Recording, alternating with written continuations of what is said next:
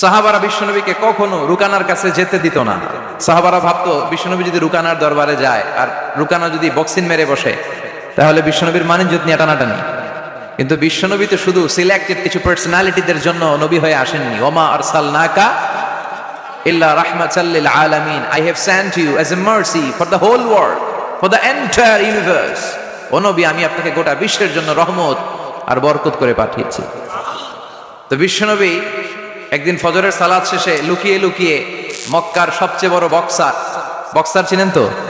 তো বিশ্বনবী তো as a mercy for the entire universe, গোটা বিশ্বের জন্য রহমত, তিনি মক্কার সবচেয়ে বড় বক্সার রুকানার কাছে চলে গেল। যে বলল, রুকানা আসলিম তাসলাম, ইসলাম মানো শান্তিতে থাকবা, দুনিয়ায়ও থাকবা আখিরাতেও থাকবা। সুবহানাল্লাহ পড়ে।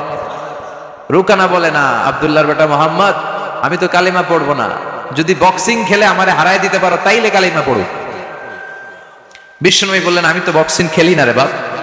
রুকানা বলল, তাহলে আমিও কালিমা পড়ি না। বিশ্বনবী রাজি হলেন অবশেষে। ভাবলেন, আমি বক্সিং খেললে একজন যদি জাহান্নাম থেকে জান্নাতি হয়, বক্সিং খেললে সমস্যা করি? কি রহমতের নবী, কি অ্যাটিটিউড, কি পজিটিভনেস, কি প্রোঅ্যাক্টিভনেস, অলওয়েজ প্রোঅ্যাক্টিভ, সব সময় ইতিবাচক চিন্তা করতেন। নেতিবাচক চিন্তা কারে বলে বিশ্বনবী জানতোই না। সুবহানাল্লাহ পড়ে। বিশ্বনবী রাজি হলেন। এবার বক্সিং খেলার পালা। রুকানা হাফ প্যান্ট পরে গায়ের মধ্যে জাইতুনের তেল মেখে এভাবে লাফাচ্ছে। আপনারা রেসলিং খেলা দেখছেন? তেল মেখে পজিশন নেয় মারার জন্য প্রতিপক্ষকে। তো বিশ্বনবী তার পজিশন নেয় না, বিশ্বনবী দাঁড়িয়ে আছে।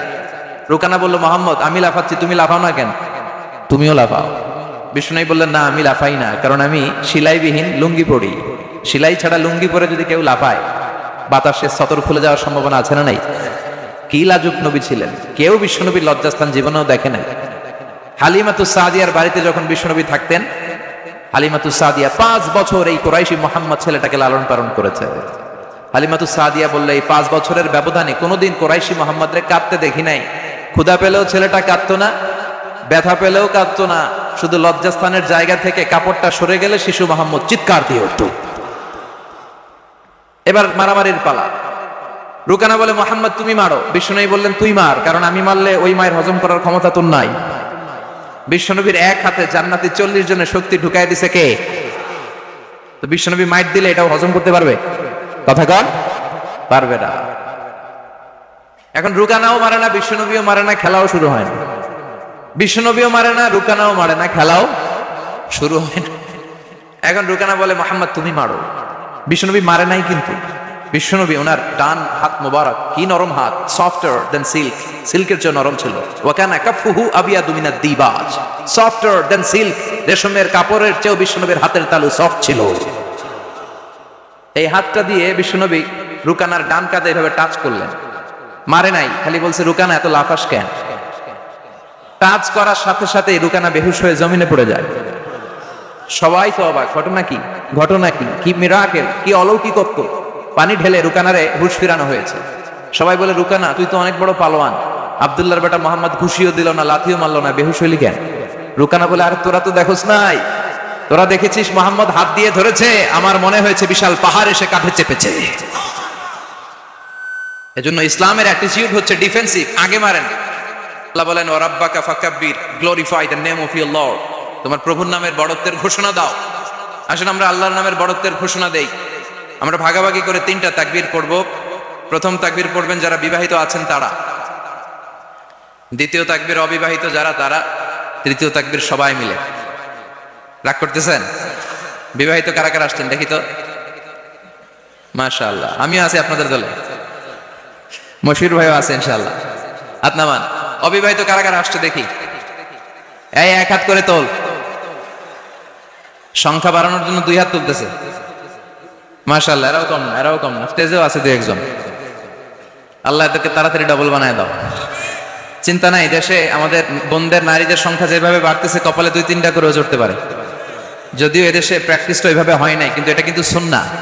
এটা কি সুন্নাহ? তো আমরা প্রথমে তাকবীর পড়বো যারা বিবাহিত আসছি তারা, এরপরে তাকবীর পড়বো যারা অবিবাহিত আসছি তারা, এরপরে সবাই মিলে। তামি লিল্লাহি তাকবীর বললে আপনারা শুরুতে যারা বিবাহিত ভাইরা আছেন তারা তাকবীর পড়বেন। এটার উদ্দেশ্য হচ্ছে আপনাদেরকে একটু প্রাণবন্ত করে তোলা, আপনাদের ঝিমুনি আসলে, জড়তা আসলে, কাপুরুষতা, এগুলো ঝেড়ে ফেলে দিয়ে যাতে কোরআন শোনার জন্য আমরা রেডি হয়ে যাই। শুরুতে বিবাহিত ভাইরা রেডি তো? কাদের পারফরমেন্স কেমন হয় আজকে দেখবে। শুরুতে বিবাহিতদের পারফরমেন্স, আমি লিল্লাহি তাকবীর বললে আল্লাহু আকবার বলা যাবে? শুরুতে আমার বিবাহিত ভাইরা পড়েন লিল্লাহি তাকবীর। মাশাআল্লাহ মাশাআল্লাহ তাবারাকাল্লাহ। এবার অবিবাহিতদের পালা। সিঙ্গেল যারা তোমরা রেডি? ওরা কাশি দিয়ে গলা ঠিক করে নিতেছে। অবিবাহিতরা রেডি তো? বিবাহিতদের হারায় দেওয়া যাবে? এবার তোমরা তাকবীর দাও, লিল্লাহি তাকবীর। ওরে আল্লাহ, দেখাই দিছে একেবারে। মাশাআল্লাহ তাবারাকাল্লাহ। এবার সবাই মিলে তিনটা তাকবীর পড়বো, পারা যাবে মুসলমান? লিল্লাহি তাকবীর, লিল্লাহি তাকবীর, লিল্লাহি তাকবীর। আল্লাহ আমাদের তাকবীরগুলো তুমি কবুল করো। তখন তারাও বাধ্য হয়ে পড়ে আল্লাহু আকবার। তাহলে বুঝা গেল আমাদের কোনো ক্ষমতা টমতা কিচ্ছু নাই, আসল ক্ষমতার মালিক একজন। চিল্লায় বলেন তিনি কে? সে আল্লাহ বললেন তাবারাকাল্লাযী বিয়াদিহিল মুলকু ওয়া হুয়া আলা কুল্লি শাইইন কাদির। সুমহান সেই সত্তা যার হাতে ক্ষমতা, ক্ষমতা কার হাতে? সব ক্ষমতার মালিক আল্লাহ। তবে আমাদেরকেও আল্লাহ কিছু ক্ষমতা দিয়েছে, এটা লিমিটেড। এটা কি? যেমন এই যে মাননীয় প্রধানমন্ত্রী ওনার দল নিয়ে বাংলাদেশ আওয়ামী লীগ নিয়ে যে ক্ষমতায় আসেন, কয় বছরের মেয়াদে? কোন কোন দেশে ক্ষমতায় আসে 10 বছরের মেয়াদে, আছে না নাই? আল্লাহ আসছে কয় বছরের মেয়াদে? 30 বছর, 40 বছর। আল্লাহর ক্ষমতার মেয়াদ 100 বছর। এরপরে রিনিউ করা লাগবে। এটা কথা বলেন। আল্লাহ বলেন হুয়াল আউয়ালু ওয়াল আখিরু ওয়াল যাহিরু ওয়াল বাতিন ওয়া হুয়া বিকুল্লি শাইইন আলিম। আমি প্রথম, আমি শেষ, আমি প্রকাশ্য, আমি গোপন। ঠিক কি না? প্রথমে আল্লাহ আল্লাহ, শেষেও আল্লাহ আল্লাহ, আকাশে আল্লাহ আল্লাহ, জমিনে আল্লাহ আল্লাহ। সবাই পড়েন, প্রথমে আল্লাহ আল্লাহ, শেষেও আল্লাহ আল্লাহ, আকাশে আল্লাহ আল্লাহ, জমিনে আল্লাহ আল্লাহ। নিখিল জাহান গায়ে গুণগান তার নামে গায়, আমরাও গাহি তাআলা হামদে বারি তাআলা, হামদে বারি তাআলা, হামদে বারি তাআলা। সুবহানাল্লাহ পড়েন। আল্লাহ বলে আমার ক্ষমতা তোদের মতো 5 বছরের মেয়াদে না, 10 বছরের মেয়াদে না, 20 বছর 30 বছরের মেয়াদে না। আমি চিরকালের জন্য ক্ষমতার চেয়ারে বসা। চিরকালীন মেয়াদ, সৃষ্টির সূচনার আগ থেকে তিনি আছেন, অনাদিকাল পর্যন্ত তিনি থাকবেন। তার ক্ষমতার মেয়াদ আনলিমিটেড মেয়াদ। চিৎকার করে বলেন ঠিক কিনা? আবার পৃথিবীর অনেক দেশে দেখবেন ডেমোক্রেটিক সিস্টেম। আমাদের দেশেও তো গণতান্ত্রিক সিস্টেমে ভোটাভুটির মধ্য দিয়ে ক্ষমতায় আসে না? যাদেরকে ভোট দেওয়া হয় বেশি তারা ক্ষমতায় চলে যায়। আল্লাহ তো ভোটে আসছে ক্ষমতা। কথা কন তো কেমনে আসছে? কারচুপি করে। কথা বলেন। আল্লাহ ভোটে আসা লাগে নাই, কেউ তাকে ভোট দেওয়া লাগে না। আবার অনেক দেশে আছে মোনার্কি সিস্টেম, রাজতন্ত্র। রাজার পোলা রাজা, আল্লাহর বাপ ছিল রাজা, এই জন্য আল্লাহ রাজা। কথা বলেন না, আল্লাহ রাজতন্ত্রের সিস্টেমে আসে নাই। আবার অনেক দেশে আছে ডিক্টেটরশিপ, একবার ক্ষমতা পাইলে মাগার চেয়ার ছাড়ে না। আছে না নাই? 20 বছর 30 বছর চলতেই থাকে। আছে না নাই? আল্লাহ কি এই সিস্টেমে আসছে? আল্লাহর ক্ষমতার সাথে পৃথিবীর কারো ক্ষমতার কোনো মিল নাই। চিৎকার করে বলেন ঠিক কি না? আবার অনেক দেশে কোয়ালিশন করে ক্ষমতায় যেতে হয়, জোট করে। জোটের রাজনীতি দেশে আছে না নাই? 4 দলীয় জোট, 10 দলীয় জোট, 14 দলীয়, 18 দলীয়, 20 দলীয়, মহাদলীয়, মহাজোট। সামনে হবে মহাজোট। কথা ঠিক কিনা বলেন? তো আল্লাহ কিরকম জোট করে আসা লাগছে? কথা বলেন। তার মানে আল্লাহর ক্ষমতা আমাদের ক্ষমতা এক নয়। আবার পৃথিবীর অনেক দেশে গণ অভ্যুত্থানের মাধ্যমে অনেককে ক্ষমতা থেকে নামানো হয়। ঠিক না? গণ অভ্যুত্থান হয় না? সেনাবাহিনীরা কু করে না? মিলিটারি কু করে ক্ষমতা থেকে নামায়। তো আমরাও যদি আল্লাহর বিরুদ্ধে একটা আন্দোলন করি, আল্লাহ তো নেমে যাবে, নামানো যাবে না? আচ্ছা আমরা পারলাম। জিনেরা যদি আমাদের সাথে যোগ দেয়, মানুষ জিন ভাই ভাই, আল্লাহর রক্ষা নেই। কথা বলেন, তাও পারা যাবে না? ফেরেশতারাও যদি কয় আমরাও মানি না, তাইলে তো শেষ আল্লাহর গদি। আল্লাহ বলে গোটা বিশ্বের সবাই মিলে যদি আমার বিরুদ্ধে আন্দোলনে নেমে যাস, আমার ক্ষমতার বিরুদ্ধে যদি মিছিল দেয়া শুরু করে দিস, আমার ক্ষমতার 1 ইঞ্চিও কমাতে পারবি না। সুবহানাল্লাহ পড়েন। এজন্য আল্লাহ বললেন তাবারাকাল্লাযী বিয়াদিহিল মুলকু ওয়া হুয়া আলা কুল্লি শাইইন কাদির। সুমহান সেই সত্তা যার হাতে ক্ষমতা, ক্ষমতা কার হাতে? আবার দেখবেন পৃথিবীর অনেক দেশের রাজা সিস্টেম, যেখানে বয়সের ভাড়া যখন নুজ্জ হয়ে যায়, 80-90 বছর বয়স হয়ে যায়, স্বেচ্ছায় ক্ষমতা ছেড়ে দিয়ে রিটায়ারমেন্টে যায়। কথা কন, শোনেন নাই মনে হয়, আছে না নাই? অনেক রাজা স্বেচ্ছায় ক্ষমতা ছেড়ে দিয়ে রিটায়ারমেন্টে যায়, বয়সের ভারে নুজ্জ। তা আল্লাহ তো ওই কবে থেকে ক্ষমতায়, বুড়ো হয়ে গেছে না?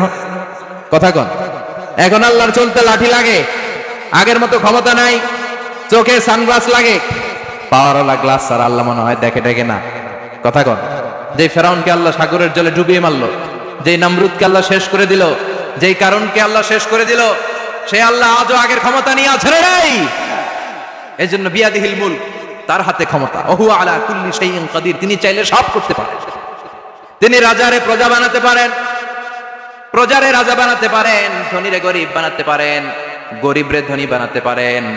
তিনি সাগরকে মরুভূমি করতে পারেন, মরুভূমিকে দরিয়া করে দিতে পারেন। তিনি কে? ওয়া হুয়া আলা কুল্লি শাইইন কাদির, তিনি যেটা চান সেটাই করতে পারেন। চিল্লায় বলেন ঠিক কিনা? এরপর আল্লাহ বললেন, আল্লাযী খালাকাল মাউতা ওয়াল হায়াতা লিয়াবলুয়াকুম আইয়ুকুম আহসানু আমালা। ও আল্লাহর আদেশে দেহে ঢুকে আল্লাহর আদেশে বের হয়ে যায়, ঠিক কিনা? এই যে ছোট্ট বাচ্চাটার দেহের ভিতরে যে রুহু ঢুকলো, কে দিল? 120 দিনের আগে মানব শিশুর দেহের ভিতরে কিন্তু রুহের ফুৎকার হয় না। সহিহ বুখারীর বর্ণনা, 40-40-40, 3 কত কথা বলেন? প্রথম 40 থাকে নুতফা, তারপরের 40 হয় আলাকা, তারপরের 40 হয় মুদগা, sperm drop, blood clot and then the little flesh. ছোট্ট নাপাক পানি ছিলাম, শুক্রাণু ছিলাম আমরা। কি ছিলাম? শুক্রও ছিলাম না, শুক্রাণু, শুক্রের অণু। এক ফোঁটা শুক্রের মধ্যে 20 কোটি অণু থাকে, ওই 20 কোটির একটা ছিলাম আমি আর আপনি। সুবহানাল্লাহ, বাড়িতে গিয়ে বললেন। ডিম্ব আমরা ছিলাম না, আমরা ছিলাম ডিম্বাণু। ডিম্বের এই ডিম্বাণু আর শুক্রাণু দুইটা মিলে আল্লাহ আমাদেরকে বানায় ফেললেন জাইগট, সেখান থেকে এমব্রয়ো, তারপরে আস্তে আস্তে ইনিশিয়াল স্টেজগুলো শেষে একটার পর একটা স্টেজ পার করে তিনি আমাদেরকে বানালেন আলাকা, সেখান থেকে মুদগা। আমাদের দেহের ভেতরে তিনি স্কেলিটন ভরে দিলেন, কঙ্কাল, মাথার স্কাল দিলেন, খুলি দিলেন, নাক কান গলা দিলেন, আমার রেসপিরেটরি সিস্টেম চালু করে দিলেন। কত ছোট ছিলাম আমি, ক্ষুদ্র ছিলাম আমি। ফালইয়ানজুরিল ইনসানু মিম্মা খুলিকা মিম্মাইন দাফিক। মানুষের উচিত তার সৃষ্টি প্রক্রিয়ার দিকে নজর করে তাকানো। বাবার পিঠ থেকে সবেগে নির্গত হওয়া পানি দিয়ে মায়ের পেটে তোমারে ঢুকায় দিল কে? নাপাক পানি থেকে ছোট্ট ব্যাঙ্গাচির মতো ছিলাম, জোকের মতো মায়ের জরায়ুর দেয়ালে লেগেছিলাম। সেখান থেকে বড় করতে করতে আমার রেসপিরেটরি সিস্টেম, আমার হেয়ারিং সিস্টেম, আমার সব সিস্টেমগুলো তিনি আমার দেহের ভিতরে সেট করে দিল। চিল্লায় এখন সুবহানাল্লাহ। 120 দিনের সার্টেন পিরিয়ড শেষে তিনি দেহের ভিতরে রুহের ফুৎকার দিলেন। দেয়া মাত্রই আমার রুহুতে ধপ ধপ ধপ শুরু হয়ে গেছে। ওই যে ধপ ধপ শুরু হয়েছে, আজও থামে নাই। এই ধপ ধপ থামলে বাঁচবেন, দম ফুরাইলে আমরা ঠুস হয়ে যাবো, ঠিক কিনা? আরে মানুষ রঙিন ফানুষ, দম ফুরাইলে তবু তো ভাই কারোরই নাই একটুখানি।